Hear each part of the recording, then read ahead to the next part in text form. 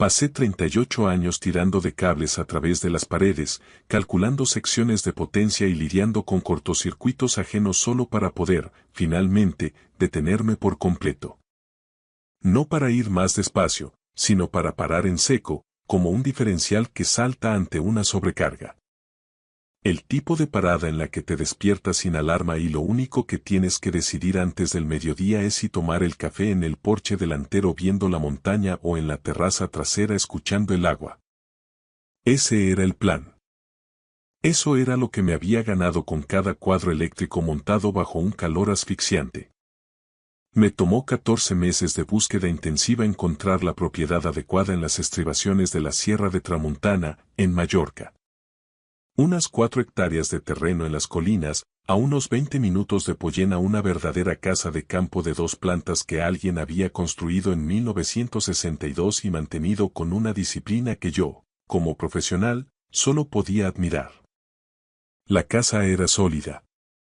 Suelos de madera noble, una chimenea de piedra de marés que es el alma de la isla, un porche que rodeaba la estructura y un estanque en la parte trasera poblado de truchas que el dueño anterior, un mallorquín de pocas palabras, juraba que nunca había terminado de pescar. Pagué 285.000 por ella, al contado.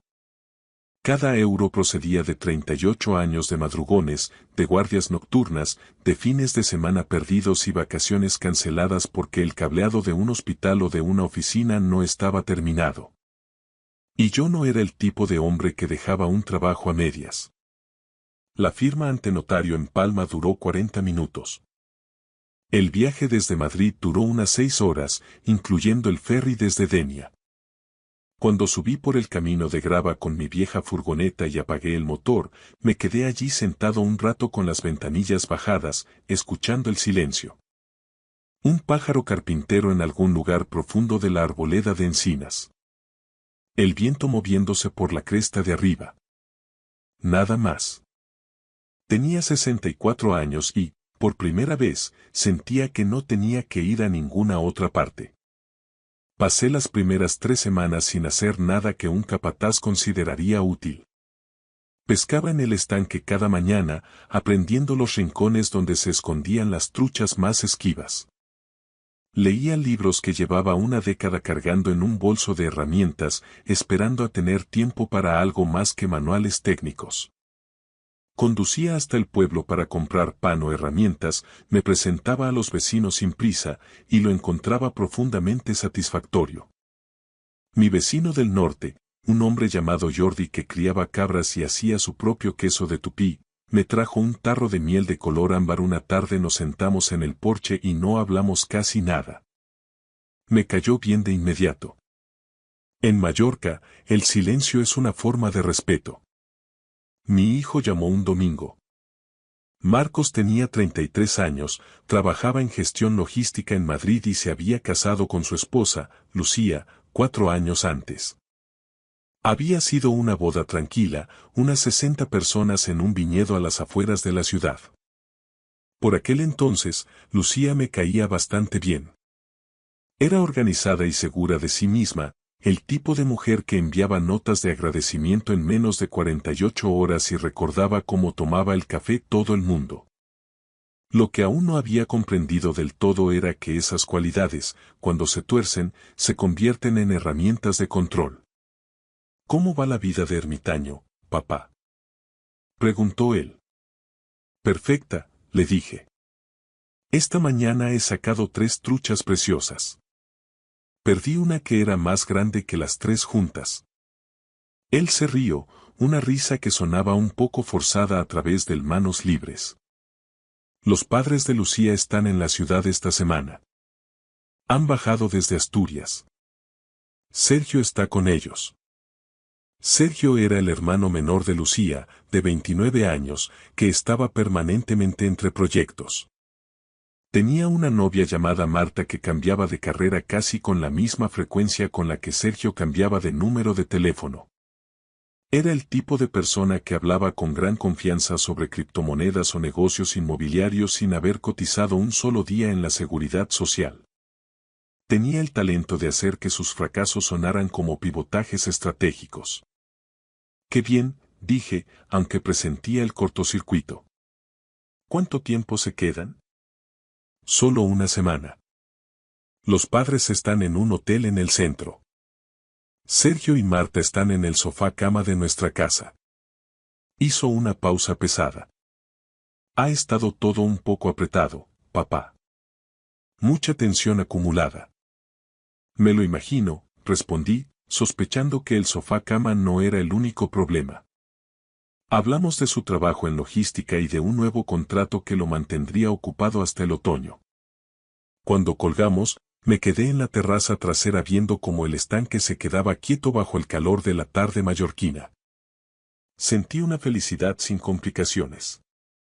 Duró exactamente 11 días más. La llamada de Lucía llegó un martes por la tarde. Estaba en el porche con una novela de misterio y, cuando vi su nombre en la pantalla, supe que la paz se había terminado. ¿Alejandro? Su voz tenía ese matiz de seda que yo reconocía de los contratistas que intentan convencerte de que trabajes un festivo gratis. Quería hablar contigo sobre algo antes de que lo haga Marcos, solo para que estemos todos en la misma página. Claro, dije, cerrando el libro. Sergio y Marta están en una situación difícil. Su contrato de alquiler en Valencia terminó y el nuevo lugar al que iban a ir se ha caído. Necesitan un sitio donde quedarse unos meses mientras se recuperan. Hizo una pausa calculada. Tu casa de campo tiene mucho espacio. 3 dormitorios arriba más el estudio. Marcos y yo pensamos que tiene todo el sentido del mundo que se instalen allí un tiempo. Dejé mi café en la mesa de piedra. Lucía, dije con la voz plana de quien mide un voltaje peligroso, me mudé aquí hace 3 semanas. Lo sé. Y sé que el momento no es ideal, pero Sergio es familia. De hecho, se le ocurrió la idea de usar la propiedad para alquileres turísticos de lujo tipo Airbnb cuando tú no estés. Podría gestionarlo él y generarte ingresos pasivos. Ahí estaba la trampa. Mi refugio no era solo un lugar para vivir, era una oportunidad de negocio que ellos ya habían troceado en su cabeza. No necesito ingresos, dije. Compré esta propiedad para mi jubilación, no para montar un hotel. No necesitas 3 dormitorios, Alejandro. Eres una sola persona. Esa frase me dolió más que cualquier insulto. Una sola persona, como si mi soledad ganada a pulso me restara derecho sobre mi propia casa. Lucía, yo me gané esta propiedad, dije con firmeza. Cada metro cuadrado de cableado y cada piedra de este muro. Nadie cuestiona eso, su tono se volvió afilado. Pero la familia hace sacrificios. Y significaría mucho para Marcos que su familia se uniera en esto. ¿Sabe Marcos que me estás llamando para pedirme esto? El medio segundo de silencio fue la confirmación legal que necesitaba. Lo hemos discutido, mintió ella. Pues me gustaría oír eso de su boca, Lucía. Su voz bajó una octava, volviéndose fría. Espero que no conviertas esto en un conflicto innecesario. Sergio solo necesita una oportunidad. Y tú estás sentado solo en 4 hectáreas de tierra. Sí, dije mirando hacia la montaña, y lo estoy deliberadamente. Adiós, Lucía. Colgué, entré en la casa y me senté a la mesa de la cocina con el bloc de notas amarillo de cuadrícula que guardaba junto al frutero. Era el mismo tipo de bloc que había usado en las obras durante 38 años para calcular cargas, secciones de cable y presupuestos de materiales. En mi oficio, si no anotas el color del cable y hacia dónde va, acabas provocando un incendio. Esta vez, escribí una sola frase en la parte superior de la primera página. Protocolo de exclusión de propiedad. Tracé una línea firme debajo y empecé a desglosar la situación como si fuera un cortocircuito en una comunidad de vecinos. Marcos llamó a la mañana siguiente, muy temprano. Su voz sonaba como cuando tenía 15 años y había roto un cristal jugando al fútbol, esperando que yo aún no me hubiera dado cuenta del estropicio. «Papá, ¿hablaste con Lucía anoche?», preguntó sin rodeos. Sí, respondí mientras comprobaba la presión de la caldera. Fue una conversación corta. Le dije que no, con la misma claridad con la que se corta la corriente en un magnetotérmico. Papá, Sergio está realmente en un mal momento. Sé que no es tu persona favorita, que su estilo de vida te choca, pero es familia. Marcos, dime una cosa de profesional a profesional. ¿Sergio ha mantenido alguna vez un trabajo por más de 18 meses? El silencio al otro lado de la línea fue mi respuesta. No digo esto para ser cruel, hijo. Lo pregunto porque quiero entender el cuadro de mando de esta situación. Tu mujer me llamó para exigirme que cediera mi casa a su hermano y a su novia, una casa que compré hace 3 semanas tras casi 4 décadas de dejarme la espalda en los techos. Creo que tengo derecho a entender el panorama completo. Sería algo temporal, papá. Solo unos meses para que respiren. Eso es lo que dijo Lucía sobre la idea del Airbnb también. ¿Me ves a mí con cara de recepcionista de hotel? Más silencio. Luego, a regañadientes, Marcos admitió. Lo mencionó como una posibilidad solo para ayudar a cubrir los gastos de mantenimiento de la posesión. ¿Mis gastos? Pregunté con calma, ¿o los de ellos? Marcos, no estoy enfadado contigo. Estoy haciendo las preguntas lógicas. Te quiero y mi puerta siempre estará abierta para ti, pero la respuesta es un no rotundo. Lo que me preocupa es saber si estás de acuerdo con tu mujer en esta emboscada o si ella hizo esa llamada por su cuenta. Hubo una pausa tan larga que pensé que se había cortado la comunicación. Le dije que me lo pensaría, susurró finalmente. Eso no es lo mismo que estar de acuerdo, hijo. En mi mundo, pensárselo en una instalación crítica es buscarse un problema gordo. No, dijo él en voz baja, no lo es. Terminamos la llamada con esa cortesía tensa que precede a las tormentas.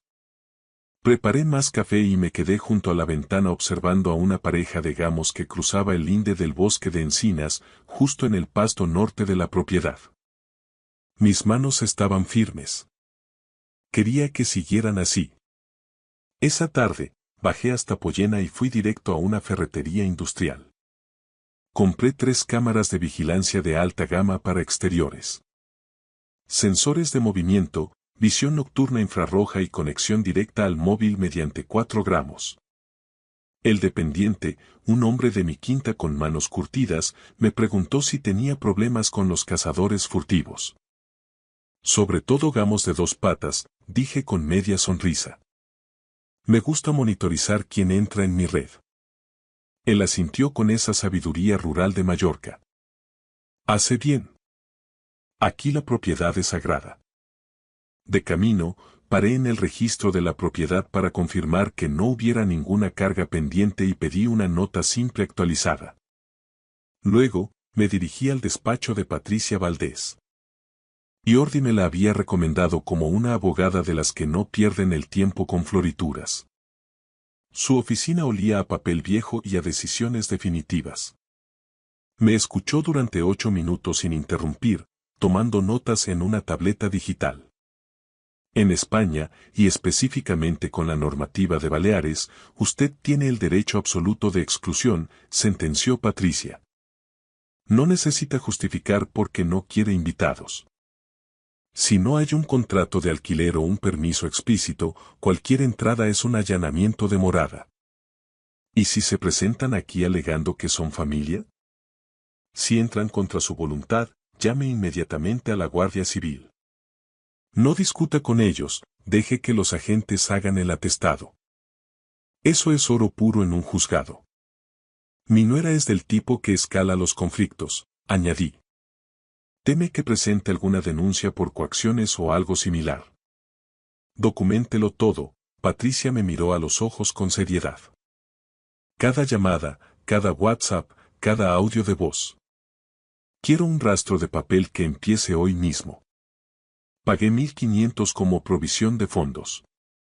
Fue el dinero mejor invertido de mi jubilación. Instalé las cámaras esa misma tarde, aprovechando mis conocimientos de electricidad para ocultar el cableado bajo los aleros. Una en el acceso al camino, camuflada en una encina, otra en el garaje apuntando a la entrada principal y la última cubriendo la terraza trasera y el estanque. Registré cada ángulo en mi cuaderno, con fecha y hora. Esa noche llamé a Marcos. Estaba en una habitación distinta a la de Lucía, lo supe por el eco y la ausencia de ruido de televisión. Escúchame bien, hijo. Mi casa es tu casa, siempre. Pero Sergio y Marta no van a poner un pie aquí. Si Lucía sigue presionando, solo conseguirá que la relación se quiebre. Mi negativa es firme. No hay matices. Te escucho, papá, dijo con voz quebrada. ¿Cómo estás tú, Marcos? Cansado, confesó. Cansado de una manera que no sé explicar. Como si tuviera una fuga de energía que no encuentro. Conozco ese tipo de avería, le dije con ternura. Ven a verme cuando quieras. Tú solo. 4 días después, el teléfono vibró en mi bolsillo. Alerta de movimiento en la entrada. Una furgoneta blanca de alquiler subía por el camino de grava. Vi la imagen en tiempo real. Sergio al volante, aparcando con una arrogancia que me revolvió el estómago. Se bajó y se quedó mirando la fachada con la mirada de quien tasa un botín, no de quien admira un hogar. Marta bajó del lado del pasajero señalando hacia el porche, probablemente planeando dónde poner sus muebles de terraza. Llevaban una furgoneta de mudanza. Habían dado por hecho mi rendición. Los recibí en los escalones del porche, con los brazos cruzados. La sonrisa de Sergio era puro teatro. Alejandro. ¡Qué maravilla de sitio! Lucía nos dijo que ya tendrías las habitaciones listas para nosotros. No queríamos avisar para no dar trabajo, pensamos en instalarnos directamente y darte una sorpresa. Sergio, dije, bajando un escalón, ni un paso más. Él se quedó clavado. Le dije que no a Lucía. Le dije que no a mi hijo. Nadie te dijo que no a ti porque nadie en su sano juicio pensaría que te presentarías aquí con una furgoneta sin haber sido invitado. La sonrisa de Marta se evaporó, revelando una expresión gélida. Mira, Alejandro, ha debido de haber un malentendido de comunicación. Empezó Sergio con tono conciliador. No hay malentendido. Fui cristalino. Lucía decidió ignorar mi negativa, pero mi casa no es un bien público. Hemos conducido desde Valencia, son casi 10 horas de viaje con el ferry, soltó Marta con tono cortante. Siento que hayan perdido el tiempo basándose en mentiras, respondí, pero no van a entrar. Hay un pensión a 12 kilómetros, en el pueblo. Sugiero que vayan allí antes de que anochezca. Sergio se acercó, bajando la voz como si fuéramos compinches. Venga, hombre. Lucía es tu familia. No vas a dejar a tu propia gente en la calle por un orgullo tonto. Tú y yo nos hemos visto 3 veces en la vida, le recordé. Eso no te hace mi gente. Te hace un extraño que intenta invadir mi propiedad. Y mi paciencia tiene un límite de amperios muy bajo hoy. Váyanse. La máscara de Sergio se rompió. Lucía tenía razón. Eres un viejo huraño y difícil. Siempre lo has sido. Puede ser, dije señalando las cámaras que él no había visto, pero soy un viejo huraño en su propia casa. Y tengo a la abogada y a la Guardia Civil a una llamada de distancia. Tienen 5 minutos para dar la vuelta a esa furgoneta. Se fueron echando pestes, discutiendo a gritos entre ellos. Anoté la hora exacta. 14:47. Guardé el clip de video en la nube. Las llamadas de Lucía empezaron antes de 1 hora. 3 llamadas perdidas. 3 mensajes de voz que escuché en altavoz mientras me preparaba la cena. El primero era puro fuego, el segundo, un argumento legalista barato, el tercero, un susurro gélido. Has humillado a mi familia, Alejandro. Marcos y yo vamos a replantearnos seriamente si alguien con tu falta de empatía debe formar parte de nuestra vida futura. Piénsalo bien. Guardé los audios y se los envié a Patricia Valdés. Su respuesta fue inmediata. Impecable. Siga documentando. No responda a nada. Marcos llamó por la noche. Sonaba como si le hubieran dado una paliza física. Lucía está fuera de sí, papá. Dice que Sergio está llorando en un pensión de carretera. Es un hombre de casi 30 años, Marcos. Un hombre que intentó asaltar mi jubilación por la fuerza. Hubo un silencio sepulcral. Papá. ¿Por qué Sergio estaba tan convencido de que le dejarías entrar? Eso es lo que no entiendo. ¿Por qué se pegó ese viaje si tú nos dijiste que no? Esa, dije con tristeza, es la pregunta que va a definir tu matrimonio, hijo. Y es a Lucía a quien debes hacérsela. Durante las siguientes 2 semanas, hice lo que siempre había hecho cuando un esquema eléctrico presentaba fallos intermitentes. Buscar la fuga de corriente. No fui agresivo, fui minucioso. Un antiguo compañero de Madrid, que se había jubilado del cuerpo de policía el año anterior y ahora trabajaba como perito judicial e investigador privado, era experto en seguir el rastro del dinero. Le llamé para un encargo preventivo. Necesito el mapa financiero de Sergio y Marta Hernández, le dije. Y cualquier conexión con las cuentas de mi hijo. Todo legal, pero quiero ver el flujo de potencia. Dame 10 días, Alejandro. En el mundo digital, nadie borra del todo sus huellas. 8 días después recibí el informe. Lo imprimí y lo leí en la mesa de la cocina, donde antes calculaba presupuestos de reforma. Sergio Hernández tenía una sentencia firme en su contra por 18.400 de un juzgado de Valencia, fruto del impago de un alquiler y daños estructurales en un piso. Además, acumulaba 2 demandas civiles por estafa procesal, aunque habían sido archivadas por falta de pruebas concluyentes. Pero lo más alarmante no era su pasado, sino el presente de mi hijo. El informe detallaba un goteo constante desde la cuenta conjunta de Marcos y Lucía hacia una cuenta de Bizum vinculada al número de Marta. 7 transferencias en 9 meses. El total ascendía a 41.000. Me quedé mirando la cifra mientras el café se enfriaba. 41.000. Mi hijo ganaba un buen sueldo en logística, pero ese montante no era calderilla, era la entrada de un piso, el ahorro de 5 años de esfuerzo. Alguien había diseñado un sistema de drenaje para que el dinero saliera en cantidades de 500 o 600 euros, lo suficiente para no hacer saltar las alarmas de blanqueo de capitales del banco, pero con la constancia necesaria para vaciar un depósito. Llamé a mi contacto de nuevo. ¿Hay rastro de que Marcos haya autorizado esto? La cuenta es conjunta, Alejandro. Legalmente, él es responsable de cada movimiento. Que haya mirado los extractos o que ella le haya dado acceso a la aplicación del banco es otra historia. En estos casos, el abuso de confianza es el aislante que falla. Recordé la voz de Marcos. Cansado de una manera que no puedo explicar. Guardé el informe en mi carpeta de averías críticas junto a los audios de Lucía. Me senté en el porche y vi cómo las truchas ondulaban en la parte baja del estanque. Pensé en el niño que me pasaba los destornilladores subido a un cubo de pintura y en el hombre que ahora estaba siendo saqueado en su propia casa. La estocada de Lucía llegó un jueves en forma de sobrecertificado. Era una notificación de la Consejería de Asuntos Sociales de Baleares.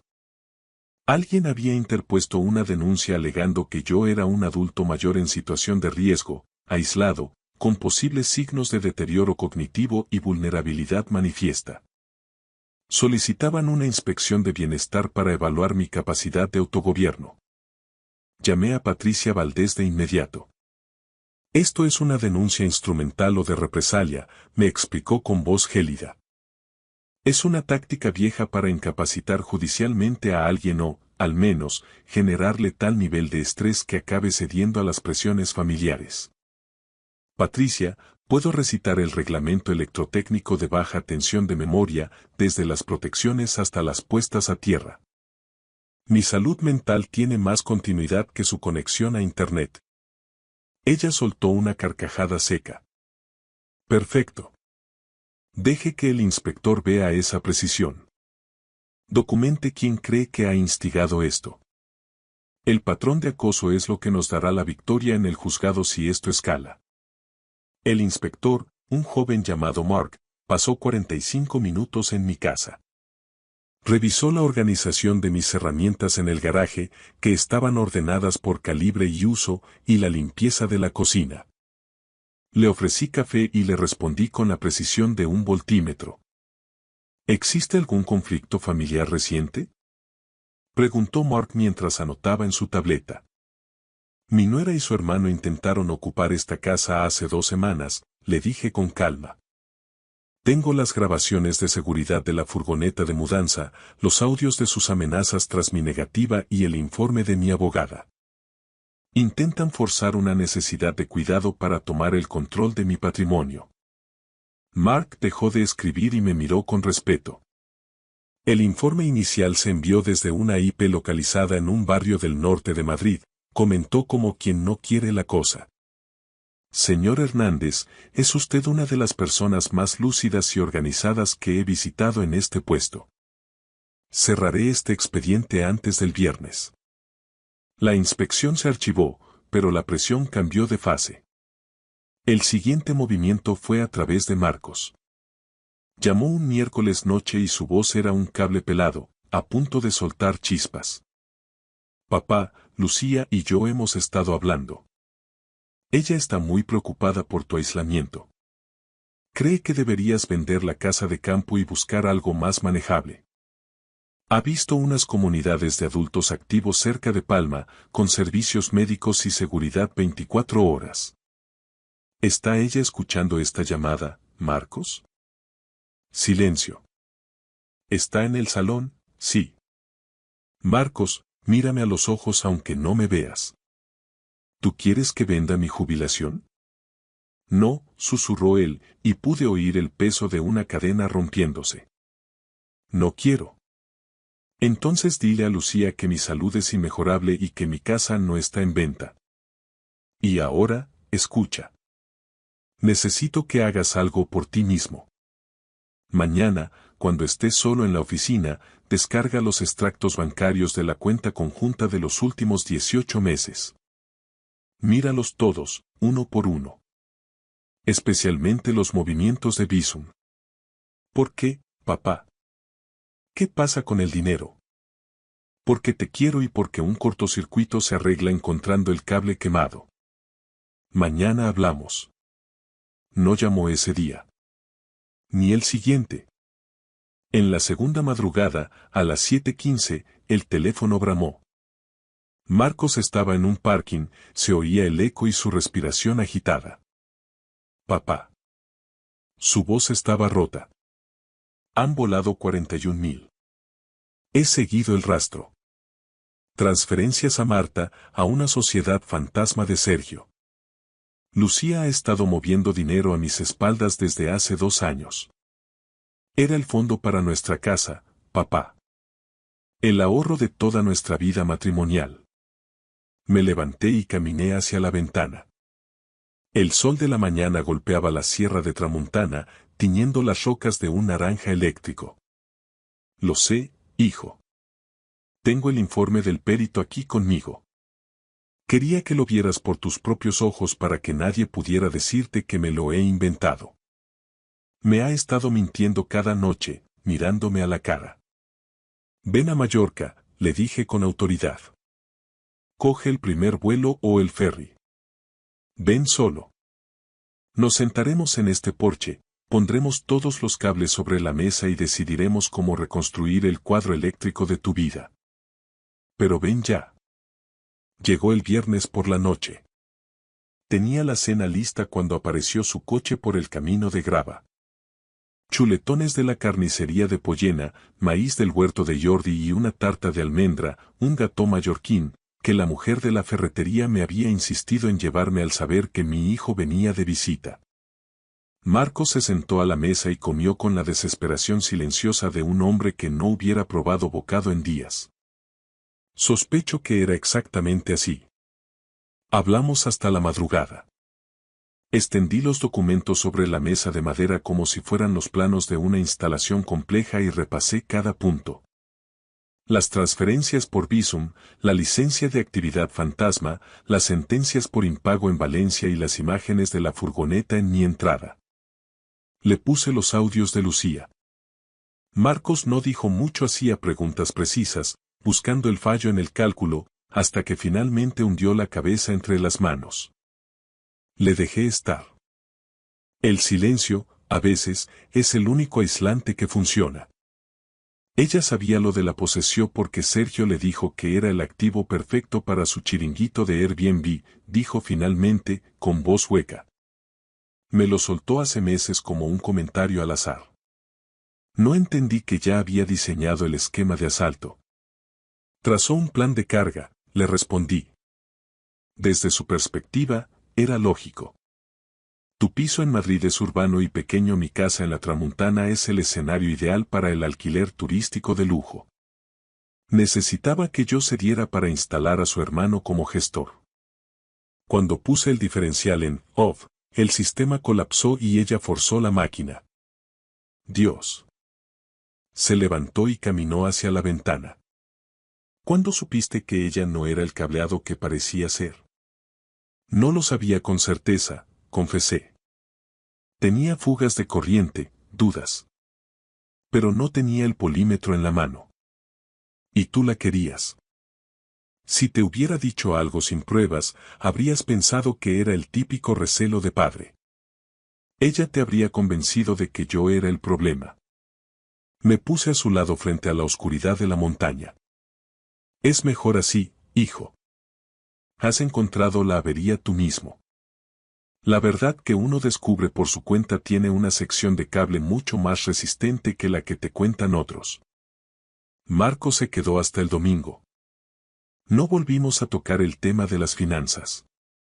Pescamos truchas en el estanque por la mañana, devolviéndolas al agua con un respeto que solo los que han perdido algo valoran.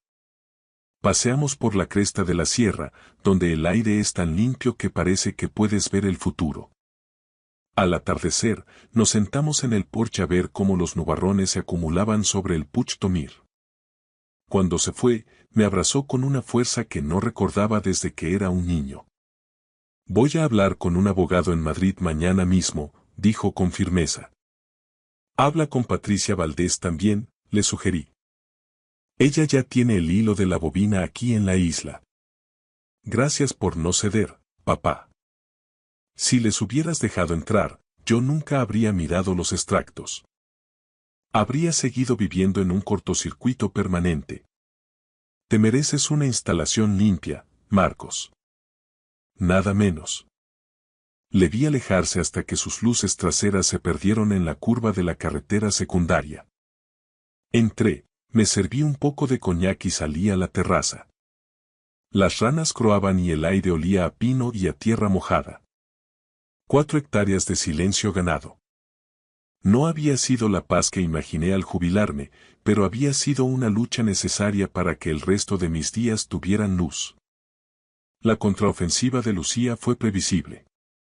Primero, una carta de un bufete de Madrid pretendiendo que el dinero donado a sus padres era parte de una estrategia de planificación financiera familiar y que mi posesión podría estar sujeta a investigación en la liquidación de gananciales. Patricia Valdés respondió con un escrito tan técnico y afilado que les quitó las ganas de litigar por ahí en menos de una semana.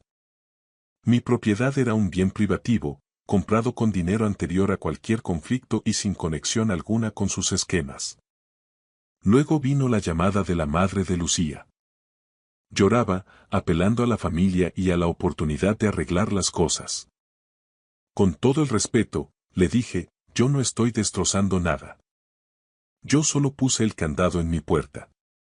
Lo que su hija hizo después, la denuncia falsa ante servicios sociales, el desvío de 41.000, son decisiones suyas.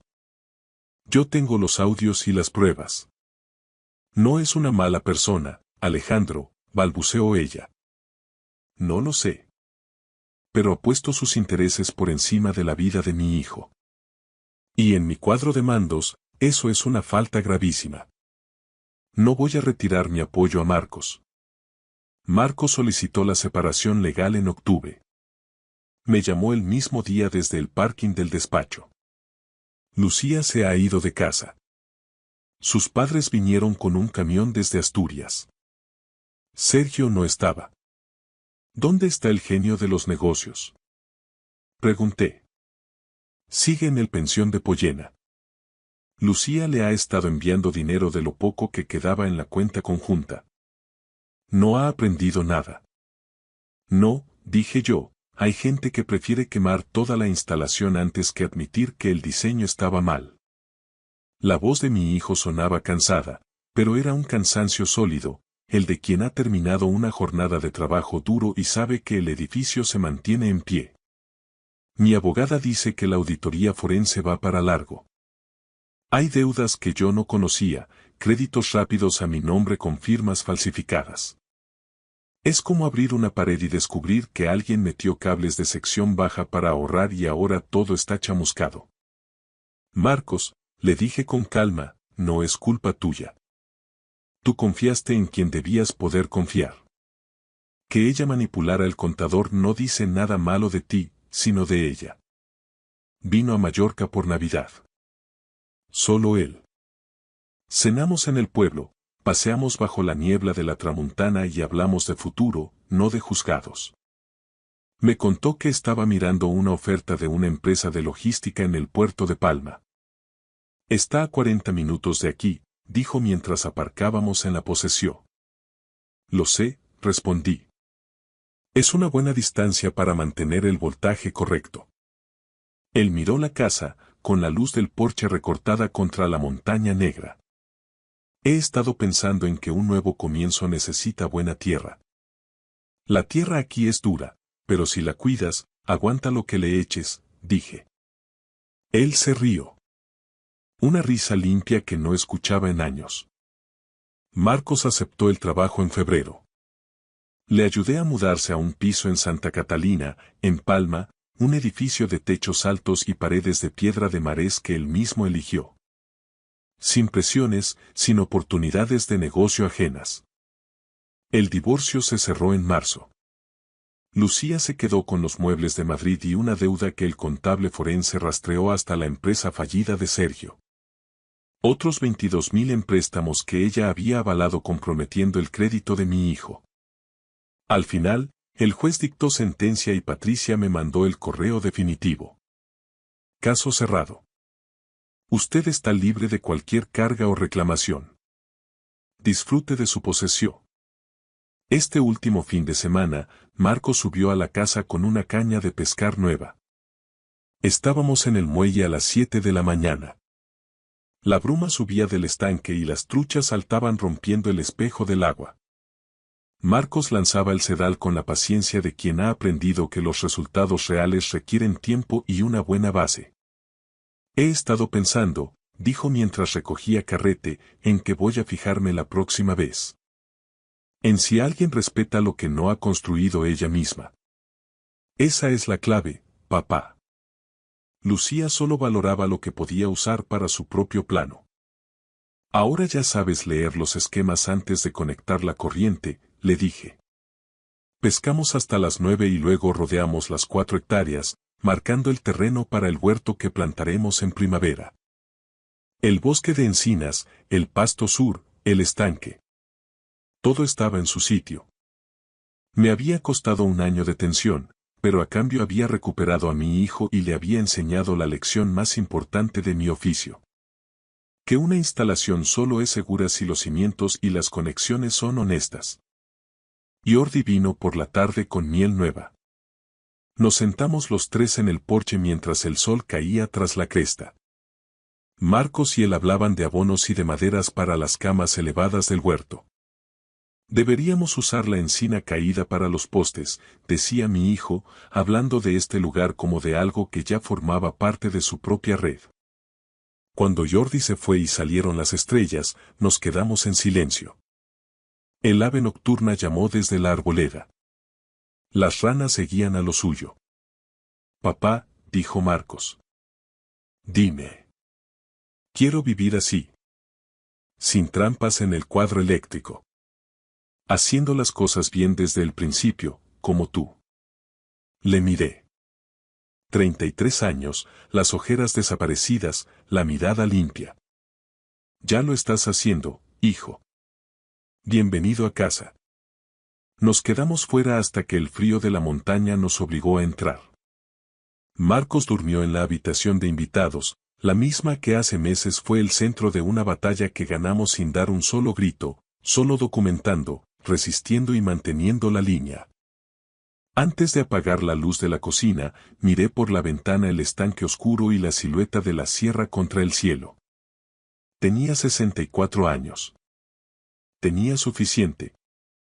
Tenía a mi hijo, mi posesión, mis truchas y el silencio imperturbable del invierno mallorquín. Exactamente como lo había planeado. Exactamente como me lo había ganado. Muchas gracias por ver. Si les ha gustado la historia, denle a like, escriban un comentario y suscríbanse para no perderse la próxima historia. Valoramos mucho su presencia en este canal. Todo lo mejor. Creía firmemente que este viaje familiar a la Sierra de Guadarrama lo arreglaría todo. Durante meses, mi esposo Marcos y yo habíamos vivido como auténticos desconocidos, compartiendo el mismo techo en Madrid pero llevando vidas completamente ajenas, separadas por un muro invisible de indiferencia. Nuestro hijo adolescente, Hugo, también no había notado. Los hijos siempre son los primeros en detectar las grietas.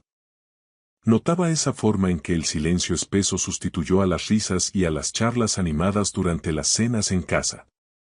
Por eso, cuando Marcos sugirió una escapada de fin de semana a una casa rural en las montañas madrileñas, lo tomé como una señal de esperanza, un salvavidas en medio del océano.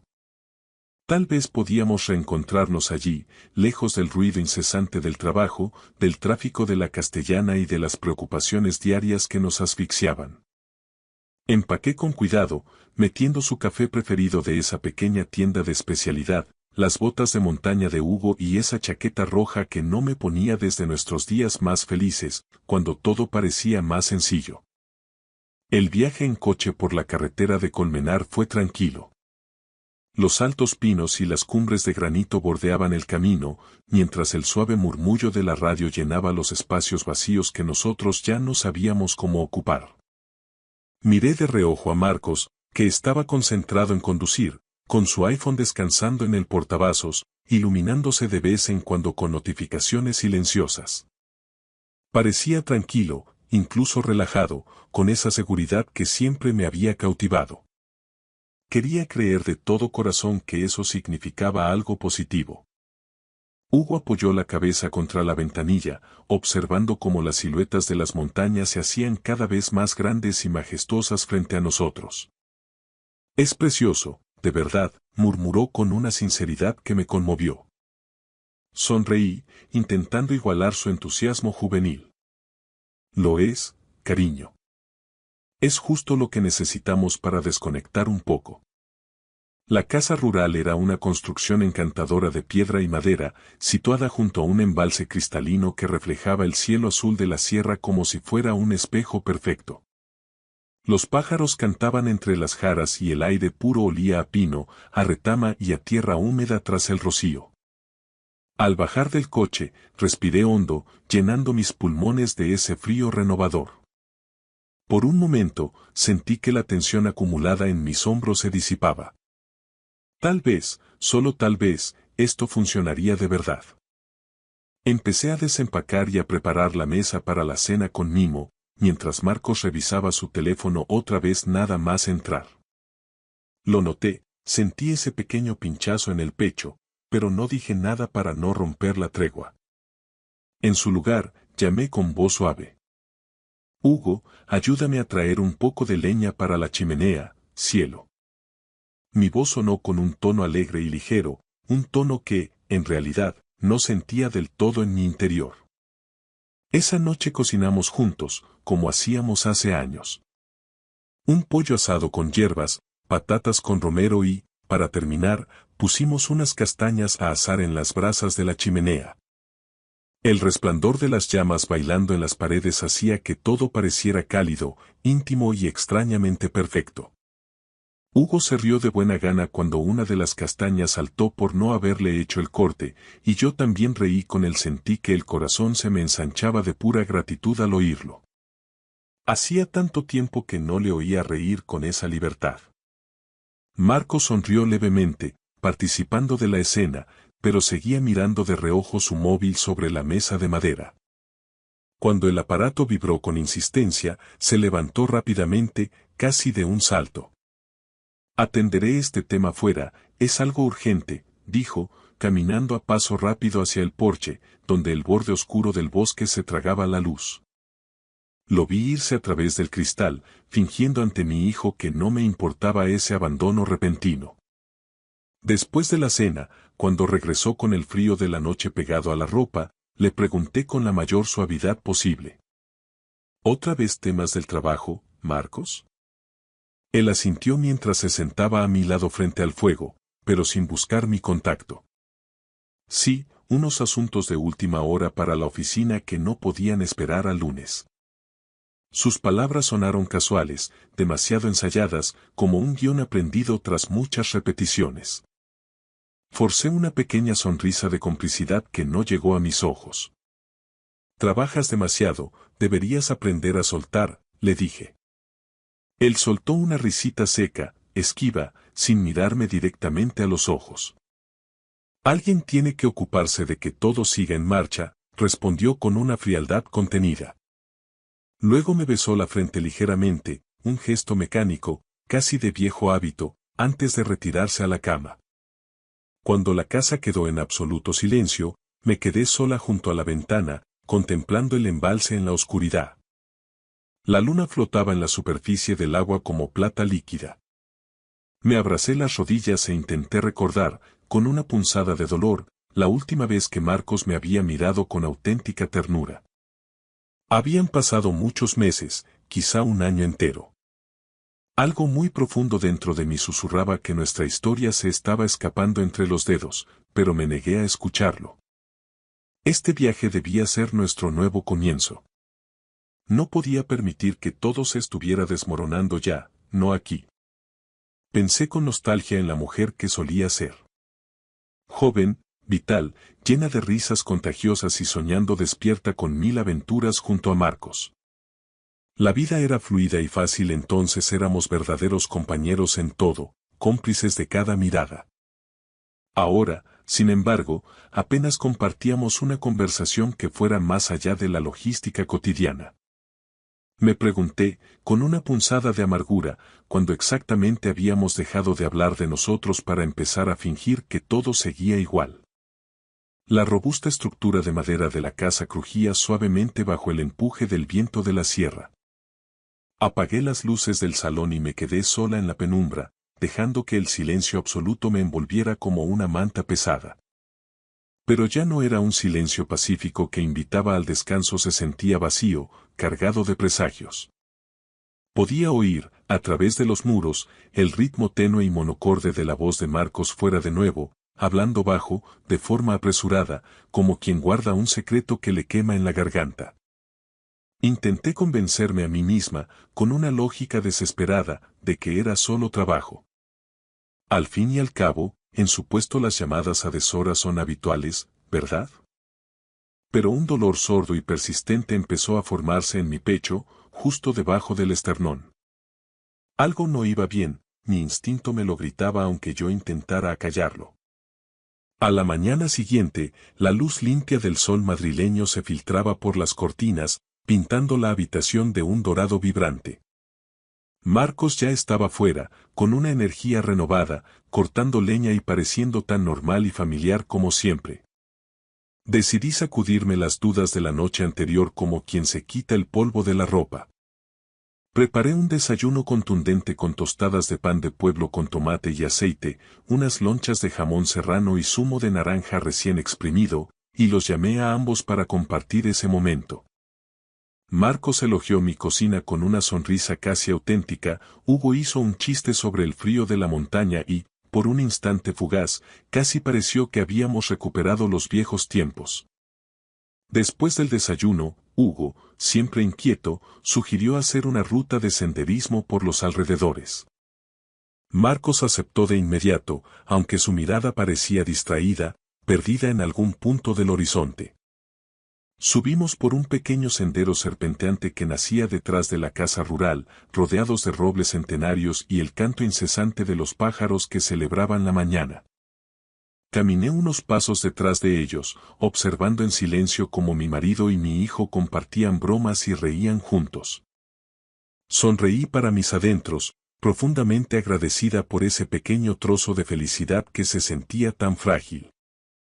Al llegar a un claro que dominaba el valle, Hugo se adelantó con paso ágil para sacar unas fotos de la panorámica. Me giré hacia Marcos y, aprovechando la intimidad del momento, le pregunté en voz baja: ¿alguna vez echas de menos cómo eran las cosas antes entre nosotros? Marcos vaciló un segundo, como si buscara las palabras adecuadas en un idioma que ya no dominaba. Ambos hemos cambiado con los años, Lucía. La vida es diferente ahora, tenemos otras responsabilidades, respondió con una evasiva. Asentí lentamente, sin saber qué decir ante esa verdad a medias. Puso su mano sobre mi hombro por un momento, un gesto breve que se sintió más como un consuelo protocolario que como una muestra de amor real. Entonces, su teléfono vibró de nuevo en el bolsillo de su chaqueta. Se apartó de mí casi instintivamente, contestando con una rapidez que me heló la sangre. Se me encogió el estómago, pero me obligué a concentrarme en la majestuosidad de las vistas en lugar de en los fragmentos de la voz que oía a pocos metros. Más tarde, mientras Marcos iba a revisar los niveles del coche por si acaso, Hugo se quedó conmigo para ayudarme a preparar algo ligero para la comida. Estaba mucho más callado de lo habitual, lanzándome miradas furtivas de vez en cuando. Finalmente, con esa franqueza que a veces asusta, preguntó en un susurro: «Mamá, ¿tú y papá estáis bien de verdad?». Me quedé paralizada un segundo, pillada totalmente por sorpresa por su perspicacia. Me giré hacia él, intentando ocultar mi asombro tras una máscara de serenidad y una sonrisa amable. «Claro que estamos bien, cielo. Es solo el estrés de la ciudad». «¿Por qué lo preguntas?». Él se encogió de hombros, bajando la mirada hacia sus manos. «No lo sé. Pareces triste, aunque intentes disimularlo». Sentí que se me cerraba la garganta por la emoción contenida. «Solo estoy algo cansada del viaje», susurré, acariciándole el pelo con ternura. «Los preparativos y el viaje agotan a las madres, ya sabes cómo somos». Sonreí con toda la debilidad que sentía, pero la expresión de sus ojos me dejó claro que no se creía ni una sola de mis palabras. Esa noche, mientras el fuego chisporroteaba con fuerza en el exterior, me senté en el porche envuelta en una manta de lana gruesa. El aire era fresco y traía consigo el aroma penetrante de la jara y el humo de la leña. Dentro de la casa, podía oír a Marcos hablando por teléfono. Otra vez su voz era suave pero cargada de una urgencia extraña, llena de palabras y matices que no lograba descifrar desde mi soledad en el porche. Dirigí mis ojos hacia las estrellas, que brillaban con una nitidez que solo se encuentra en la sierra, dejando que mi mente vagara sin rumbo. Quería creer, con una fe casi desesperada, que esto era solo una fase pasajera, que el amor verdadero podía sobrevivir incluso al silencio más prolongado y a la distancia más gélida. Cuando Marco salió al porche, fingí estar medio dormida, refugiada bajo la manta de lana. Se sentó a mi lado en silencio, fijó la vista en el embalse negro y preguntó con un hilo de voz: «¿Estás bien, Lucía?». Asentí levemente sin abrir los ojos, susurrando apenas: «Solo estoy cansada, ha sido un día largo». Él esbozó una sonrisa que no pude ver, se levantó y me besó la frente con una ternura protocolaria antes de entrar de nuevo en la casa. Me quedé allí mucho tiempo después de que se fuera, escuchando el sonido rítmico del agua golpeando suavemente la orilla y el crujir de las ramas de los pinos. El viaje no había hecho más que empezar, pero algo en lo más profundo de mi corazón me advertía que lo que viniera después lo cambiaría todo para siempre. Podía sentirlo en la piel, como una tormenta de verano formándose silenciosamente en la distancia, cargando el aire de electricidad. Cerré los ojos con fuerza, me apreté la manta contra el pecho y me susurré a mí misma. Todo saldrá bien. Pero, en el fondo, ni siquiera yo era capaz de creer mi propia mentira. Detrás de mí, la luz de la cocina parpadeaba débilmente dentro de la casa, mi hijo seguía despierto, observándonos a ambos desde las sombras con el corazón encogido de preocupación. La noche se sentía demasiado silenciosa, demasiado pesada, cargada de verdades que gritaban por ser dichas.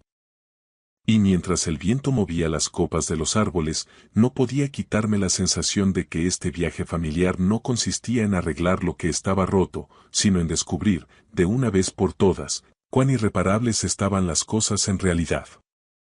La segunda mañana comenzó con una luz dorada y punzante entrando por los ventanales, pero yo no sentía calor alguno. Había dormido poco y mal, con la mente persiguiendo pensamientos circulares que no quería enfrentar a plena luz del día. Marcos ya estaba fuera, caminando cerca de la orilla del agua mientras hablaba por teléfono. Desde la ventana de la cocina, lo vi gesticular y sonreír de una manera que no había visto en meses. Una sonrisa relajada, genuina, llena de una luz que no estaba dirigida a mí.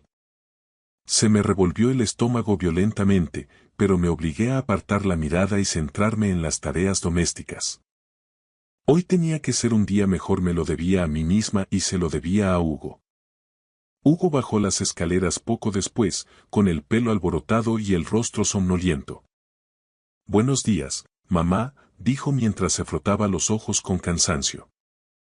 Le puse delante un plato con tostadas recién hechas y aceite de oliva virgen. «Buenos días, cariño. ¿Has logrado descansar bien a pesar de los ruidos del bosque?». Él asintió con desgana, pero sus ojos se desviaron de inmediato hacia la ventana que daba al embalse. «¿Con quién habla papá otra vez a estas horas?», preguntó con una indiferencia fingida que no ocultaba su sospecha. Intenté mantener un tono de voz calmado y natural. «Probablemente sea algún cliente o alguien de la oficina con una urgencia. Ya conoces cómo es el trabajo de tu padre, nunca descansa». Pero la realidad es que yo ya no conocía al hombre con el que compartía mi vida. Esa comprensión me dolió más que cualquier reproche. Unos minutos después, Marcos entró en la cocina y se guardó el móvil en el bolsillo del pantalón con un movimiento rápido y nervioso. «Perdón por la interrupción», dijo, forzando una sonrisa que, como de costumbre, no llegaba a iluminar sus ojos. Una llamada de última hora de la oficina que tenía que atender personalmente. Me besó en la frente de forma distraída y se sentó a desayunar. Yo no articulé palabra, me limité a remover el café en la taza, observando cómo el humo se disipaba. La mesa del desayuno se sentía asfixiante por la tensión acumulada. Cuando Marcos anunció que iba a bajar al pueblo para comprar más leña y algunas cosas en el colmado, Hugo se ofreció rápidamente a acompañarlo, pero Marcos negó con la cabeza de forma tajante. «No hace falta, chaval. Prefiero ir solo y terminar rápido, no tardaré nada». Mientras el motor del coche se alejaba por el camino de grava, empecé a recoger la mesa mecánicamente. Hugo vaciló en el umbral de la puerta, frunciendo el ceño con una expresión que me heló la sangre. «Mamá», dijo suavemente, con una voz que temblaba ligeramente. «¿Podemos hablar un segundo?».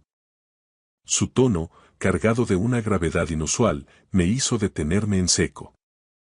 Me giré hacia él con el corazón latiendo con fuerza. «Claro, dime. ¿Pasa algo?». Se acercó despacio, sosteniendo algo en la mano que brillaba bajo la luz de la cocina. Era el teléfono de Marcos. «No quería mirar, te lo juro», dijo atropelladamente, con la culpa reflejada en cada rasgo de su cara. Ha empezado a vibrar insistentemente cuando estabas lavando los platos y pensé que podría ser una emergencia familiar, pero no era eso. Sentí que el pulso se me aceleraba hasta volverse doloroso. ¿A qué te refieres con que no era una emergencia? Me tendió el teléfono con la mano temblorosa. La pantalla seguía encendida, mostrando un mensaje de texto recién llegado. Las palabras eran simples, cortas, pero me quemaron el pecho como si fueran ácido. Ojalá estuvieras aquí conmigo en lugar de estar allí con ellos. Ya te echo de menos. El nombre que aparecía en la parte superior de la pantalla no me resultaba familiar en absoluto, y ese fue el golpe definitivo que terminó por romper el último hilo de esperanza que me quedaba. Me quedé mirando fijamente la pantalla del móvil durante un tiempo que me pareció eterno, con el aliento contenido y los pulmones ardiendo. Sentí que el mundo, tal como lo conocía, se inclinaba peligrosamente bajo mis pies. Hugo volvió a hablar, con una voz que temblaba por la carga que acababa de soltar sobre mis hombros. Lo siento muchísimo, mamá. No quería hacerte daño, te lo juro, pero no podía seguir fingiendo que no había visto nada, dijo, con los ojos empañados por una mezcla de culpa y lealtad. Mis manos vibraban de forma incontrolable mientras bloqueaba el teléfono con un gesto mecánico y lo dejaba sobre la encimera de granito de la cocina. Miré el rostro de mi hijo, un reflejo de preocupación absoluta, una mezcla desgarradora de inocencia interrumpida y dolor adulto. Gracias por decírmelo, Hugo, dije suavemente, forzando cada palabra para que mi voz no se quebrara en mil pedazos. Has hecho lo correcto, de verdad. No deberías cargar tú con esto. Los ojos de Hugo se llenaron de lágrimas que finalmente rodaron por sus mejillas. Solo quiero que dejes de estar triste, mamá. No aguanto verte así. Aquellas palabras terminaron de romper lo poco que quedaba de mi entereza. Lo estreché entre mis brazos con una fuerza desesperada, refugiándolo en mi pecho como si pudiera protegerlo de la realidad que nos rodeaba.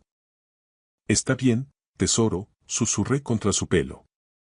Estaré bien, te lo prometo. Pero mi propia voz me traicionaba, sonando hueca y distante. Me dolía el pecho físicamente, el corazón se sentía pesado, hundido por la incredulidad y la rabia. Había sospechado algo, por supuesto, pero ver la prueba escrita, negra sobre blanco, era algo distinto. La prueba lo hacía real, tangible, irreversible. Durante la siguiente hora, me senté sola en el porche, envuelta en un silencio que se me antojaba insultante. El sol de mediodía brillaba sobre el agua del embalse, burlándose con su luz de la tormenta que yo no podía aplacar. Mi mente, ahora dolorosamente lúcida, repasó cada llamada nocturna, cada viaje de negocios repentino, cada mirada esquiva de Marcos en los últimos meses. Todo cobraba un sentido cruel ahora. Me había estado aferrando con uñas y dientes a una versión de mi marido que ya no existía más que en mis recuerdos. Cuando Marcos regresó del pueblo cargando con unos troncos de encina, yo ya me había secado las lágrimas y me había puesto la máscara de la serenidad. Logré esbozar una sonrisa mientras él entraba en la casa, saludando con una voz extrañamente tranquila. ¿Ha ido todo bien por el pueblo? Pregunté, observando cada uno de sus movimientos. Él asintió con esa naturalidad que ahora me resultaba aterradora. Sí, la tienda estaba más lejos de lo que recordaba y había algo de gente. Hugo nos miró a ambos alternativamente, sin pronunciar palabra, con una madurez que me partía el alma. Mantuve mi rostro neutral, aunque por dentro mis emociones eran un torbellino indomable de rabia, tristeza y una profunda confusión. Sin embargo, por encima de todo ese caos, empezaba a surgir una claridad gélida. Finalmente sabía la verdad completa. Esa tarde nos sentamos los tres junto al fuego que chisporroteaba en la chimenea. Marcos, con una soltura increíble, hablaba de planes para unas futuras vacaciones en la costa, mencionando playas en Cádiz o Denia, actuando como si nuestra familia fuera un bloque sólido y sin fisuras. Lo escuché en un silencio sepulcral. Me fijé en la facilidad pasmosa con la que hilaba las frases, Lo natural es que sonaban sus mentiras tras tantos años de convivencia. Me pregunté, con un escalofrío, cuando se había vuelto tan condenadamente bueno fingiendo. Hugo intentaba mantener el ánimo alto por nosotros, asando unas castañas en las brasas y bromeando sobre cualquier tontería, pero no dejaba de lanzar miradas furtivas a sus padres, presintiendo la batalla silenciosa que se libraba en el aire denso del salón. A la hora de dormir, fingí un agotamiento extremo para evitar cualquier contacto. Marcos me dio un beso de buenas noches en la mejilla, un gesto vacío de contenido, y volvió a revisar su móvil antes de darse la vuelta en la cama. En la oscuridad de la habitación, miré al techo con el corazón latiendo con una fuerza que me retumbaba en los oídos. El brillo tenue de la pantalla iluminaba su rostro. Se veía tranquilo, casi en paz, completamente ajeno al hecho de que yo ya habitaba en su secreto.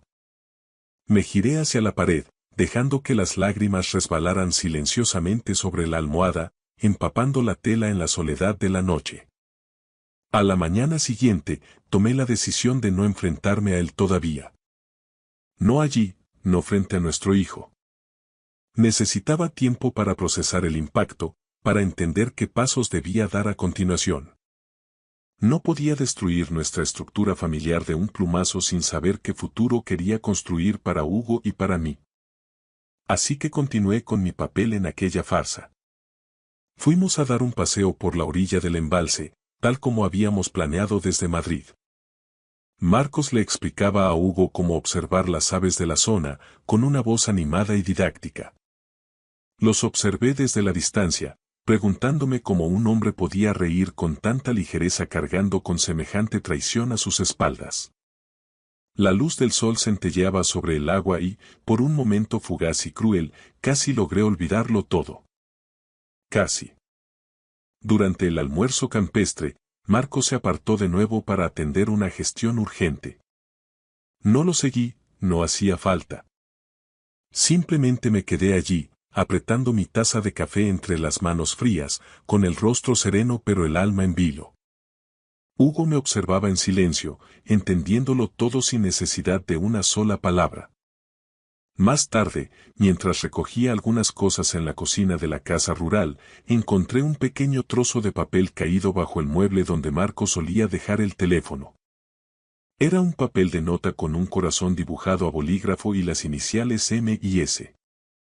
No eran mis iniciales.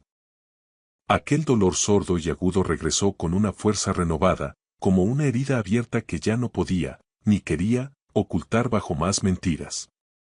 Esa noche, mientras el aire de la sierra se volvía más afilado y frío, Marco sugirió una última fogata en el exterior antes de emprender el regreso a Madrid por la mañana. Deberíamos terminar este viaje con una nota positiva, una despedida como Dios manda, dijo con esa ligereza suya que ahora me resultaba casi insultante. Asentí con una leve sonrisa ensayada. Acepté la propuesta no porque compartiera su entusiasmo, sino porque no quería que este capítulo terminara con una explosión de rabia, sino con una demostración de fortaleza silenciosa. Mientras el fuego chisporroteaba devorando los troncos de encina y las estrellas aparecían en el cielo velasqueño de Madrid, me senté a su lado fingiendo que la farsa seguía en pie. Él, en un gesto que buscaba ser protector, me puso una manta de lana sobre los hombros, sin sospechar que mi corazón ya se encontraba a kilómetros de distancia de él. Hugo estaba sentado frente a nosotros, con la mirada perdida en las llamas danzantes, sintiendo en sus propios huesos esa distancia abismal que ya ningún silencio, por prolongado que fuera, podría cubrir. No hablé. No lloré. Me limité a observar el fuego con la certeza absoluta de que la verdad lo había consumido todo.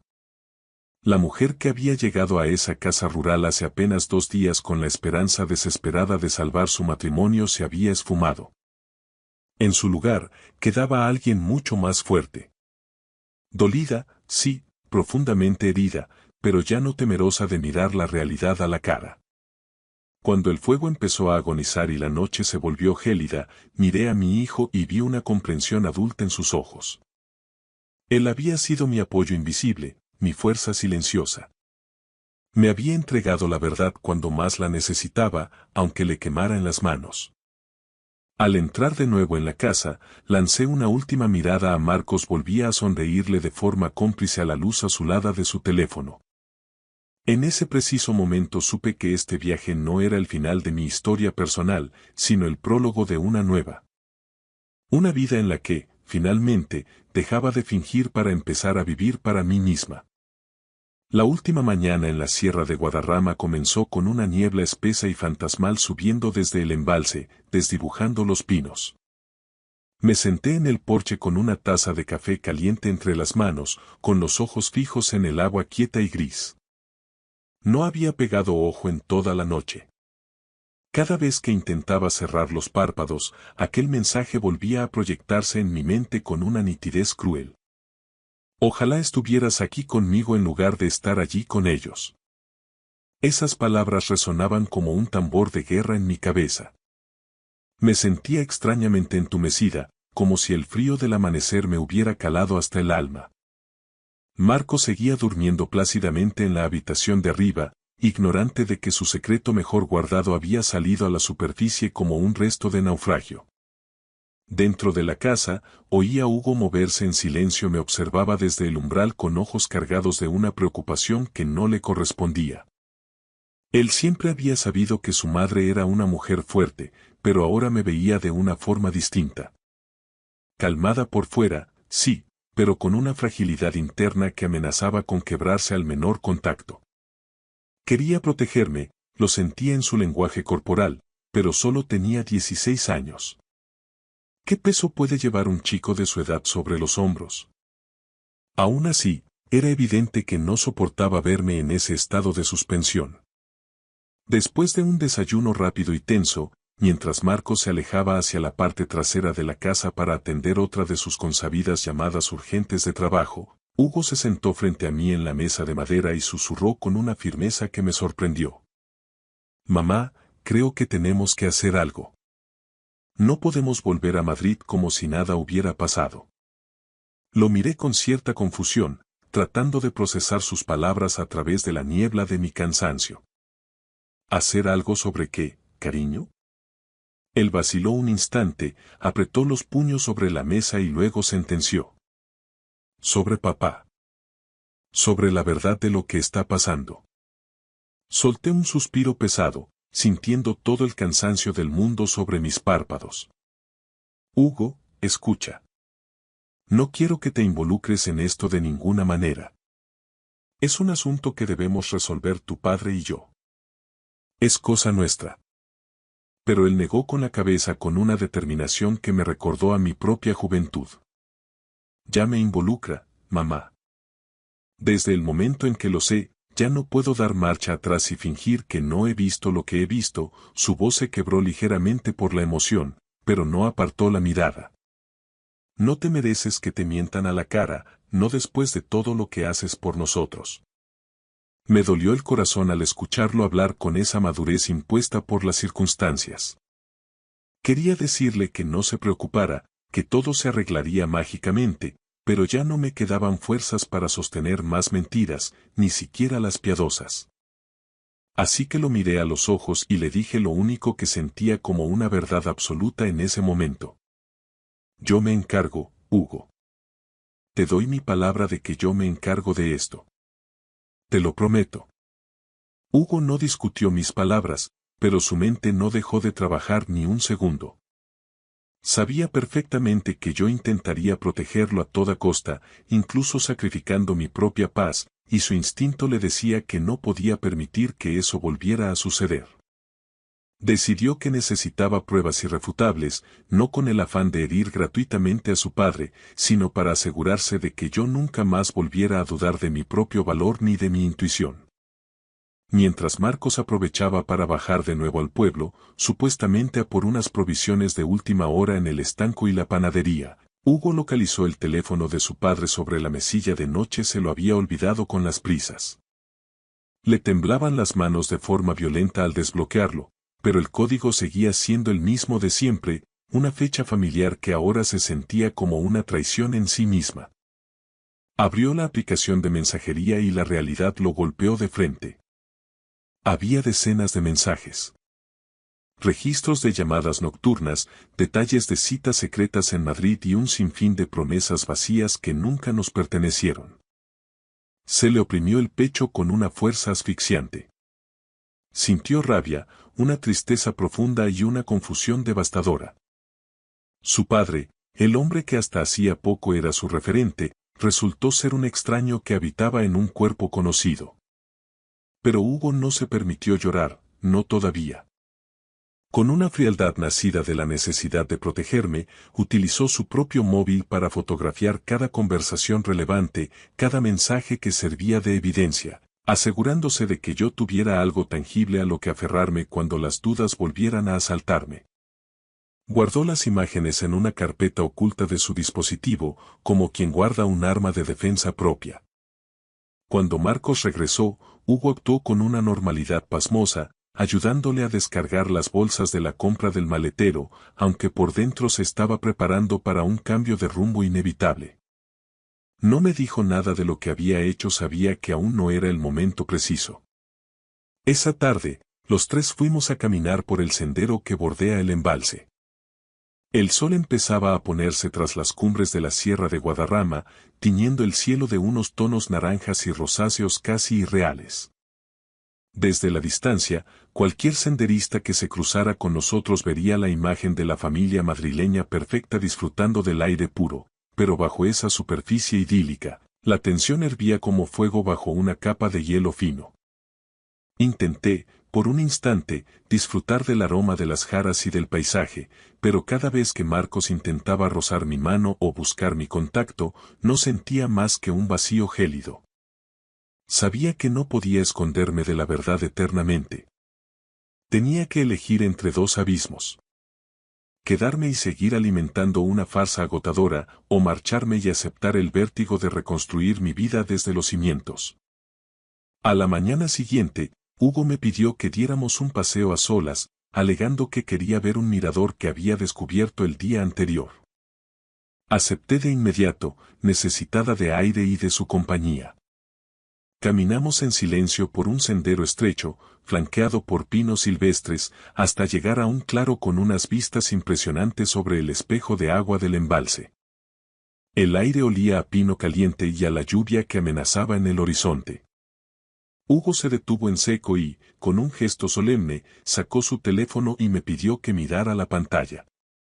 «Tengo que enseñarte esto, mamá».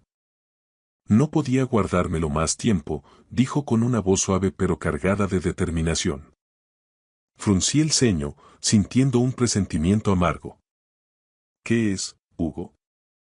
Me tendió el dispositivo con la galería de fotos abierta. Hice capturas de todo lo que hay en el móvil de papá. Antes de que borre las pruebas o intente convencerte de que son imaginaciones tuyas. Me quedé helada, sintiendo como el frío del suelo subía por mis botas hasta llegarme al corazón. Hugo, hijo, no debiste entrar ahí. Es privado. Tenía que hacerlo, me interrumpió con una firmeza que me dejó sin aliento. Te mereces la verdad entera, mamá, no solo retazos. Vi cómo lo miraste anoche durante la cena. No podía dejar que siguieras dudando de ti misma ni un minuto más. Fui pasando las fotos lentamente, con los dedos torpes. Las palabras me devolvían la mirada desde la pantalla. Mensajes llenos de una ternura, unas risas y un afecto que yo no había recibido en años. Se me nubló la vista, no por la sorpresa del hallazgo, pues el corazón ya lo sabía, sino porque verlo allí, documentado y explícito, lo hacía definitivo e irrevocable. Durante un largo rato, el único sonido en el claro fue el susurro del viento entre las ramas. Finalmente, le devolví el teléfono y respiré hondo, sintiendo como algo se soltaba definitivamente dentro de mí. Gracias, Hugo, dije en un susurro apenas audible. Has sido increíblemente valiente al hacer esto por mí. Solo quiero que vuelvas a ser feliz, mamá. De verdad. Esbocé una sonrisa triste, mientras las lágrimas asomaban de nuevo, aunque esta vez no se sentían como una derrota. Lo seré, te lo aseguro. Solo necesito un poco de tiempo para asimilar que el camino empieza aquí. Mientras bajábamos del mirador por el sendero serpenteante, sentí algo que no había experimentado en mucho tiempo. Una claridad absoluta y gélida. El dolor seguía ahí, punzante, agudo y terriblemente real, pero debajo de ese sufrimiento latía una fuerza silenciosa que empezaba a cimentarse. No iba a gritar, no iba a montar una escena dramática ni a rebajarme a pelear por las obras de un afecto que ya no existía. Y, sobre todo, no iba a suplicar. Simplemente, iba a seguir adelante, paso a paso. Al llegar de nuevo a la casa rural, Marcos estaba sentado junto a la chimenea, con las piernas estiradas y una expresión de relax absoluto que me resultó casi cínica. ¿Por dónde os habíais metido?, preguntó con un tono animado, casi jovial. He pensado que podríamos alquilar la canoa y dar una última vuelta por el embalse antes de que empiece a oscurecer y preparemos la cena. Hugo lanzó una mirada rápida hacia mí, buscando una señal, pero yo me limité a esbozar una sonrisa educada, una de esas que no comprometen el alma. Suena bien, Marcos. Vamos, dije con una voz tan neutra que él parpadeó extrañado, como si hubiera detectado una nota discordante en mi calma, pero decidió no indagar más. Esa tarde, mientras el sol se ocultaba tras las crestas de granito de las montañas, salimos al agua. Marcos reía, hacía bromas sobre su falta de técnica y señalaba las garzas que sobrevolaban las orillas, fingiendo una normalidad idílica que ya solo vivía en su cabeza. Hugo remaba en un silencio sepulcral, con la mandíbula tan apretada que se le marcaban los músculos del cuello. Yo estaba sentada en medio de los dos, con el rostro sereno y los pensamientos a kilómetros de distancia de aquel bote de plástico. Después de una cena tranquila, mientras Marcos recogía los platos con una diligencia inusual, Hugo y yo nos sentamos un momento junto al rescoldo del fuego. Él me miró con duda, con esa urgencia juvenil de querer resolverlo todo de inmediato. ¿Se lo vas a decir ahora?, susurró.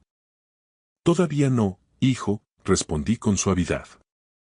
A veces, el silencio bien administrado dice mucho más que las palabras gritadas. Hugo asintió lentamente, procesando mi respuesta, comprendiendo que el miedo finalmente me había abandonado. Estaba esperando el momento adecuado, el lugar preciso para soltar lastre y dejar que el barco terminara de hundirse solo. Esa noche me quedé fuera, en el porche, contemplando cómo las estrellas se multiplicaban sobre el Guadarrama. Hugo se unió a mí poco después y, en un gesto que me recordó tanto a su infancia, me puso una manta de lana sobre los hombros para protegerme de la humedad.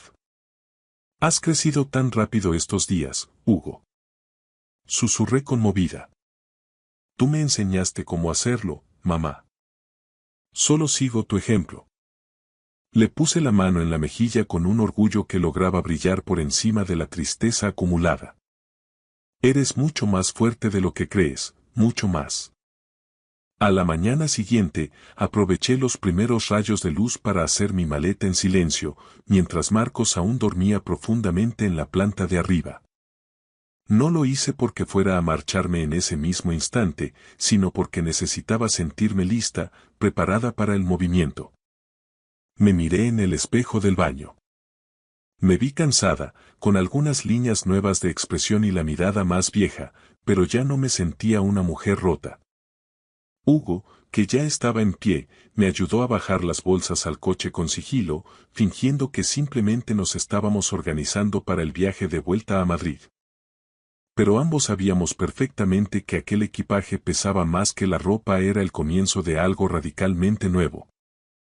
Al cargar la última bolsa en el maletero, Marco salió al porche bostezando, rascándose la cabeza con gesto somnoliento. ¿Ya estamos empacando tan temprano?, preguntó sorprendido. Me giré despacio y le regalé una sonrisa suave, casi compasiva. Sí, Marcos. Creo que ya es hora de irse de aquí. Él no pudo captar el doble sentido de mis palabras. Pensaba en la casa rural, mientras yo me refería a nuestra vida en común. Hugo miró a su padre y luego se fijó en mí. Por primera vez en años, vio una paz auténtica en mis ojos, no esa rabia contenida o el miedo constante a la pérdida que me había acompañado últimamente. En ese instante, mi hijo comprendió el verdadero significado de la dignidad. No se trataba de retener a alguien a la fuerza, sino de tener la sabiduría necesaria para saber cuándo es el momento de soltar y dejar ir. Al alejarnos de la casa esa mañana, dejando atrás el camino de tierra, Hugo miró por la ventana trasera una última vez. El embalse brillaba a lo lejos bajo el sol de la mañana, infinito y plateado, como una promesa de algo mejor que nos esperaba tras la siguiente curva. Me cogió la mano con fuerza y me sonrió. Yo se la apreté con firmeza, manteniendo los ojos fijos en la carretera que se abría ante nosotros. Por primera vez en mucho tiempo, el aire no me pesaba en los pulmones. Me sentí, por fin, libre. La última mañana en la Sierra de Guadarrama amaneció envuelta en esa quietud sepulcral y eléctrica que suele preceder a las grandes tormentas. Me levanté mucho antes que ellos, cuando el frío aún se colaba por las rendijas de la madera. Preparé una cafetera entera y me quedé de pie junto al ventanal del salón, observando cómo la bruma se disipaba sobre el agua. Hoy era el día. No quedaba ni un rastro de confusión en mi mente, solo una determinación fría y sólida como el granito de estas montañas. Marcos bajó las escaleras un rato después, tarareando una melodía distraída, envuelto en esa capa de normalidad ficticia que tanto le gustaba vestir. Buenos días, dijo con una sonrisa radiante que no encajaba con el ambiente. Qué bien huele este café. Le tendí una taza humeante, manteniendo las manos firmes, sin que un solo dedo me traicionara. Lo miré directamente a los ojos, con una serenidad que parecía emanar de otro lugar. Marcos, dije con una suavidad casi gélida. Tenemos que hablar. Ahora mismo. Él se detuvo en seco, con la taza a medio camino de los labios, sorprendido por el peso de mi tono de voz. Dejó el café sobre la mesa con un ruido seco.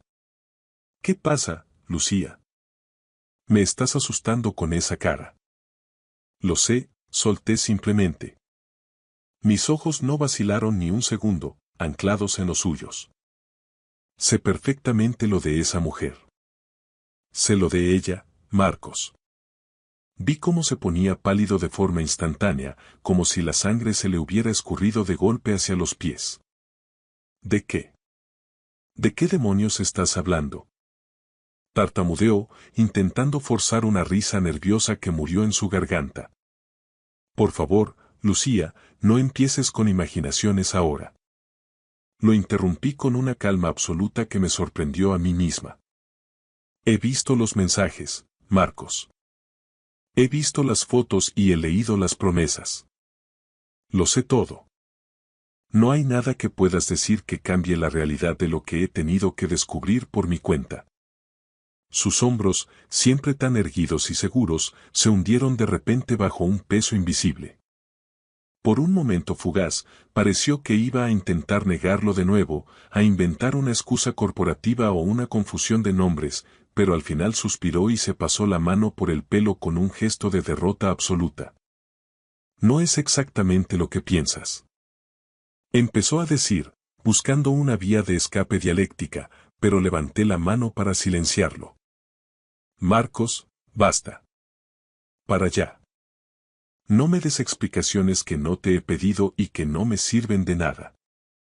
Ya no estoy enfadada, ese sentimiento se ha quedado atrás en el sendero. Solo quería que supieras, antes de subirnos al coche, que ya no vivo en la oscuridad. Que lo sé todo. Mi voz era demasiado tranquila, desprovista de la histeria o el llanto que él seguramente esperaba, y eso pareció asustarle mucho más que cualquier grito. Se desplomó en una de las sillas de madera, mirando fijamente la veta de la mesa. No quería hacerte daño, de verdad, dijo en un susurro apenas audible. Simplemente pasó. No sé cómo llegamos a esto. Asentí despacio, sintiendo como unas lágrimas traicioneras asomaban a mis ojos, aunque me negué a dejarlas caer frente a él. Las cosas no pasan como si fueran un accidente inevitable, Marcos. Las cosas se eligen. Cada mensaje, cada llamada a escondidas y cada mentira en la cena han sido elecciones tuyas. El aire entre nosotros se volvió denso, casi irrespirable. Desde la habitación contigua pudimos oír el sonido sordo de Hugo moviéndose, pero él no entró. Conocía perfectamente la gravedad del momento y sabía que necesitábamos ese espacio final para que los restos del naufragio terminaran de asentarse. Marcos finalmente levantó la vista, mostrando unos ojos cargados de una culpa tardía. ¿Y ahora qué se supone que viene después de esto? Respiré hondo, sintiendo como el oxígeno me devolvía la cordura. Ahora, yo sigo adelante. No tengo un mapa detallado de cómo será mi vida a partir de mañana, pero tengo la certeza absoluta de que no puedo seguir fingiendo que todo está bien. No voy a hacerlo ni por ti, ni por mí, y mucho menos por Hugo. No nos lo merecemos. Él abrió la boca para intentar articular una disculpa, pero negué con la cabeza, cerrando esa puerta definitivamente. Por favor, no pidas perdón ahora, suena vacío. Solo escucha. He pasado meses enteros intentando arreglar un jarrón que yo no rompí. Te entregué todo mi amor, mi paciencia y una confianza ciega, y tú decidiste regalarle tu atención y tu intimidad a otra persona mientras me mirabas a la cara. Me merezco algo infinitamente mejor que este simulacro de matrimonio. Mis palabras no eran afiladas como cuchillos, pero llevaban consigo el peso plumbeo del final definitivo. ¿Me vas a dejar?, preguntó con una voz rota. No respondí de inmediato. Me giré para mirar por la ventana hacia la superficie grisácea del agua. No lo sé todavía, dije al fin con total sinceridad. Pero lo que sí dejo hoy mismo es esta versión de nosotros. Dejo atrás a la mujer que fingía no ver lo que tenía delante por miedo a quedarse sola. Esa Lucía se queda en esta casa rural. Él asintió lentamente, comprendiendo por fin que la mujer que tenía enfrente no era la misma que había llegado el viernes esperando un milagro para salvar su matrimonio. Esta Lucía era firme, consciente y terriblemente fuerte. Hugo entró entonces en la cocina, alerta, con los sentidos agudizados. Nos miró a ambos y, al ver nuestras expresiones, lo entendió al instante. ¿Se lo has dicho ya?, preguntó dirigiéndose a mí. Sí, cariño. Ya está todo sobre la mesa. Marcos miró a su hijo con ojos empañados por la tristeza y la vergüenza. Hugo, hijo. Lo siento de veras. Pero Hugo lo cortó con una suavidad demoledora que me llenó de orgullo. Está bien, papá. No hace falta que digas nada. Yo solo quiero que mamá vuelva a ser feliz de una vez. La sencillez y la profundidad de sus palabras nos golpearon a los dos con la fuerza de una verdad absoluta. Le apreté el hombro a Hugo, buscando y ofreciendo apoyo al mismo tiempo. Estaremos bien, te lo aseguro, dije con una firmeza que nacía de las entrañas, aunque sintiera que el corazón me latía con un ritmo doloroso. Estaremos muy bien. Pasamos el resto de la mañana terminando de recoger todo en un silencio denso, pero extrañamente tranquilo. Marcos intentó ayudarme con las maletas un par de veces, estirando la mano con torpeza, pero prefería hacerlo sola, marcando mi propio ritmo. Cada prenda que doblaba y cada cremallera que cerraba se sentía como el cierre definitivo de un capítulo larguísimo de mi vida. Fuera, el viento de la sierra arreciaba entre los pinos y las jaras, produciendo un silbido melancólico, como si el propio bosque se despidiera de nosotros. Cuando el coche estuvo finalmente cargado, Marco se quedó de pie junto al porche de piedra, observándonos con una mezcla de incredulidad y desolación. ¿De verdad os vais así? ¿Sin una oportunidad más?, preguntó con la voz apagada. Asentí con una calma que me nacía del fondo del alma. Necesito tiempo y distancia para pensar con claridad, Marcos. Me voy a quedar con mi hermana Clara unos días, en su piso del barrio de Salamanca. No digo que esto sea para siempre, pero es lo que necesito ahora mismo para no asfixiarme. Él dio un paso adelante, rompiendo su postura rígida, con la voz quebrada por la emoción. Lucía, por favor. Podemos arreglarlo. Te doy mi palabra de que cortaré con todo esto ahora mismo, lo prometo por lo que más quieras. Lo miré fijamente, con una expresión amable pero absolutamente firme. No puedes pretender arreglar con promesas de última hora algo que rompiste con decisiones conscientes, Marcos. Para reconstruir esto hace falta una honestidad que tú dejaste de tener hace ya mucho tiempo. Se le llenaron los ojos de lágrimas, pero me di la vuelta antes de que pudiera decir nada más que me hiciera dudar. No quería que mi último recuerdo de aquel lugar fuera el de su súplica o el de un dolor estéril. Me subí al coche y Hugo se sentó a mi lado en el asiento del copiloto, aferrando su mochila con fuerza. No hablamos mientras salíamos del camino de grava. No hacía falta. El sonido del motor arrancando resonó en la quietud del monte. Marco se quedó allí, pequeño en el retrovisor, una figura solitaria viendo cómo nos alejábamos por la carretera secundaria. El descenso por las curvas de la montaña fue silencioso al principio. Mantuve la vista fija en el asfalto, decidida a no mirar atrás.